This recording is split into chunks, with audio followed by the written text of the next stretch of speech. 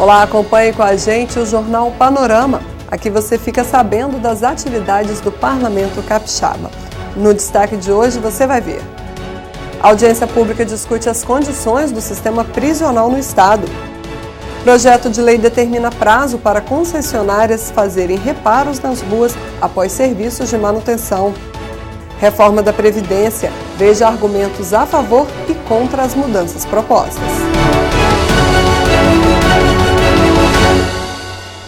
No terceiro dia de trabalhos em plenário, além da sessão ordinária, os deputados também fizeram uma extraordinária.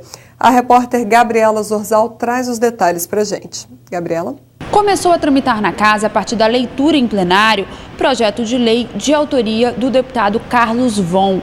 Esse projeto determina um prazo para que as concessionárias façam manutenção das vias públicas, em caso de buracos ou serviços em rede de água e esgoto, entre outros. Esse projeto foi lido durante a sessão de hoje, ainda será analisado pelas comissões permanentes e também pelo plenário. Essa ideia surgiu de uma demanda da própria população. Tem reclamado muito dos buracos abertos pelas prestadoras de serviços públicos e ficam abertos ali ad eternos, nunca consertam. Então o nosso projeto ele obriga essas empresas de prestadores de serviço público a reparar, consertar essas obras em vias públicas num prazo máximo de 5 dias úteis. E também no mesmo projeto de lei, a gente obriga que esses prestadores de serviço mantenham a mesma qualidade da pavimentação anterior. E os deputados fizeram uma sessão extraordinária nesta quarta-feira. Na sessão, eles analisaram e aprovaram um projeto de lei complementar que trata de uma questão interna da Assembleia Legislativa. Esse projeto de lei complementar altera o enquadramento na carreira de 8 servidores efetivos da Casa que ocupam o cargo de técnico legislativo júnior. Os outros projetos em pauta permanecem dentro do prazo regimental para análise. Um deles é de autoria parlamentar do deputado Vandinho Leite. Esse projeto proíbe a suspensão do fornecimento de energia elétrica sem o aviso prévio ao consumidor. Esses foram os destaques da sessão de hoje. Eu volto com vocês aí no estúdio. A audiência pública discutiu o sistema prisional do Espírito Santo. As imagens são de uma visita técnica feita pela Comissão de Segurança da Assembleia à Casa de Custódia de Vila Velha. Os problemas vão desde superlotação à manutenção de presos já com alvará de soltura. Os desafios do sistema prisional capixaba foram debatidos em audiência pública na Assembleia, realizada pela Comissão de Segurança em parceria com o Sindicato dos Inspetores Penitenciários do Estado. A gente está vivendo um momento bem conturbado, um momento bem difícil, assim, devido ao excedente, o grande número de presos que hoje estão reclusos nas penitenciárias capixabas. Nós temos 13.800 vagas, nós temos 23.500 internos. A previsão para o final desse ano a gente chegar à casa dos 25, 26 mil presos. O número quadro do servidor muito baixo e nesse caso aí nós não conseguimos dar um atendimento suficiente à sociedade capixaba. A audiência contou com a palestra do professor e presidente da Comissão de Segurança da OAB no Espírito Santo. Henrique Arquinhoff traçou um panorama sobre o sistema prisional e disse que não é possível avançar em segurança pública sem respeitar os direitos humanos. Se você não respeita o direito do preso, o direito do suspeito, o que vai acontecer depois, quando ele sai da cadeia? Vai sair com ódio, né, piorado, desequilibrado emocionalmente. Em um momento ou outro, todo preso é libertado, ele cumpre sua pena e vai ser libertado. Então é um enorme prejuízo para a sociedade quando o sistema carcerário não cumpre o seu papel adequadamente, porque as autoridades e a população não dão a devida atenção. A gente precisa entender que não se trata de dar nenhum tipo de regalia, se trata de fazer um sistema que funcione, que cumpra a sua função, né? Não basta levar o paciente até o hospital. O hospital precisa tratar o paciente. Quer dizer, nesse caso se trata de pessoas que descumpriram a lei, cometeram condutas graves e que precisam ser reinseridas na sociedade com capacidade de conviver, né, de voltar a conviver, e não simplesmente serem liberados, às vezes muito piores do que entraram. A Secretaria de Estado de Justiça não enviou representante para a audiência pública. O presidente da Comissão de Segurança disse que o colegiado deve votar em reunião sobre convite a representante da pasta para responder a vários questionamentos. É importante que a gente ouça as categorias, mas ouça também os representantes do Estado, no caso o secretário de Justiça, subsecretário. Lamentavelmente não compareceu nenhum representante da Sejus, isso é muito lamentável, né? Até mesmo porque aqui você vê um espaço que a pessoa tem para se pronunciar, para expor inclusive os problemas, como os servidores expõem.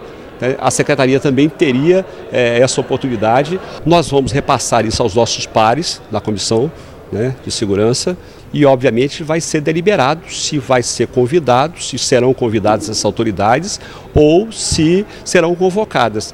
Mas uma coisa é certa, perderam uma grande chance de estar aqui, né, e no local democrático, né, responderem aos questionamentos dos servidores da comissão.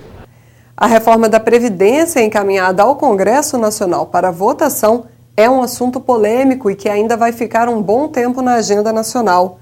Veja agora o que os deputados Sérgio Majeski e Irine Lopes pensam sobre o assunto. A reforma previdenciária, em qualquer lugar do mundo, ela sempre vai ser necessária, ou seja, de tempos em tempos tem que haver uma reforma, porque a população envelhece, a expectativa de vida está crescendo, como dizem alguns estudiosos, né? É o preço que a população vai ter que pagar por viver mais, trabalhar mais. Agora, se essa reforma tem que ser aqui, foi mandada para lá, aí já é outra história, né? Nós vamos ter que analisar muito bem isso, debater muito bem. E o que eu ponderei foi que o tempo inteiro você disse, olha, a reforma previdenciária é fundamental para que se feche os rombos das contas do governo, o rombo na própria Previdência. Só que existem outras questões que precisariam talvez ser anterior a isso, como a reforma tributária, por exemplo. Hoje estima-se que 7%, que os incentivos fiscais concedidos pelo governo federal sejam da ordem de 7% do PIB, quer dizer, isso é uma cifra bilionária. E se sabe que parte das empresas que recebem esses incentivos não precisam receber, isso precisa ser revisto.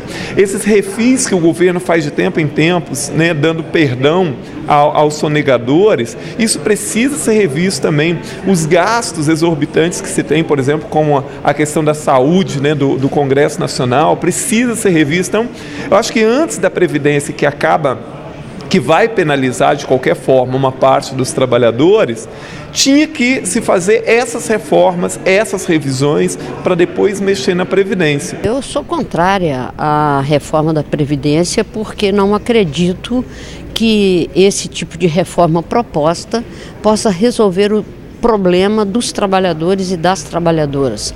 O exemplo, o modelo que o governo federal está seguindo é o mesmo modelo seguido pelo Chile. E nós vimos os resultados desastrosos. Os bancos passaram a ser os gestores dos recursos da Previdência, ganharam muito dinheiro e a Previdência, os valores a serem recebidos pelos trabalhadores caíram muito e a idade para requerer a aposentadoria aumentou.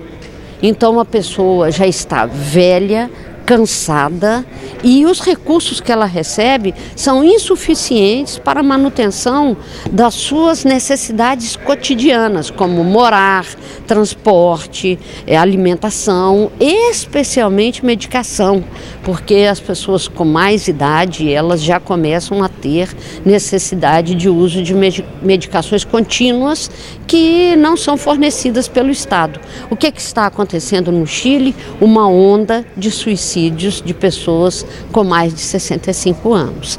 Então, assim, acho criminosa a proposta, acho uma proposta desleal com quem construiu a riqueza desse país, que foram os trabalhadores, e ela precisa ser barrada no Congresso Nacional.